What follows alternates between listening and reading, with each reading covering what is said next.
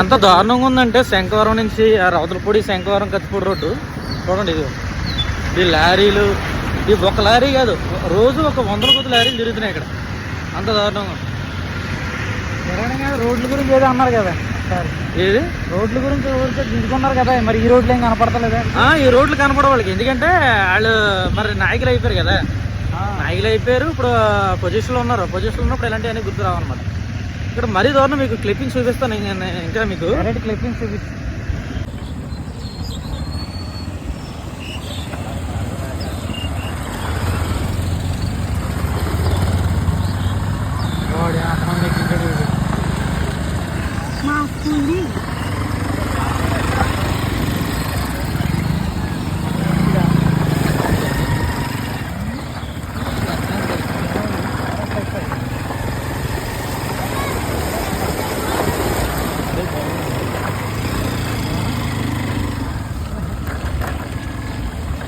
డబ్బులు ఇచ్చినట్టు ఉంటుంది కదా, తర్వాత మనం క్యాష్ తీసుకుని ఫోన్ కింద ఏదో కొట్టేసాం అనుకో, ఎదురు తిరిగాడికి.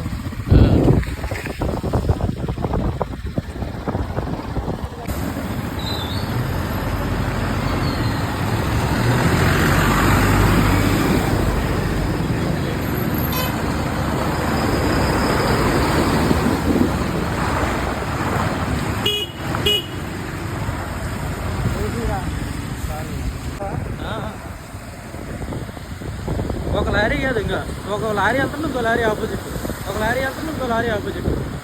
అంత దారుణంగా ఉందన్నమాట. ఎమ్మెల్యేలు ఎంతమంది మారినా, ఏ గవర్నమెంట్ మారినా ఏంటంటే రోడ్ల గురించి కానీ ఏం మారి అంత దారుణం. మరీ అంత దారుణంగా ఉంటే ఇంకా కార్లో వెళ్ళేవాళ్ళకి తప్ప బైక్ల మీద అండ్ సైకిల్ మీద వెళ్ళేవాళ్ళకి అయితే మరీ దారుణం అనమాట. కార్లో ఉన్నవాడు ఇష్టానుసారంగా వెళ్ళిపోతాడు, ఎందుకంటే వాళ్ళు దుమ్ము పడదు, ధూళి పడదు. ఇంకా ఇటు వచ్చి సామాన్య ప్రజలు, నార్మల్ పీపుల్స్ ఓటు వేసినప్పుడు మాత్రం ఇలా సంక్రాంతి లారీల కింద వాళ్ళు దాని వచ్చి డస్ట్ కింద గోళ్ళని తుమ్ములు, జోకులు, చర్మవ్యాధులు ఇలాంటివి పెట్టుకుంటూ మేము వెనకాల ఇది అవ్వాలన్నమాట. ఇక్కడ ఉంటున్నందుకు మరీ ఎంత దారుణం.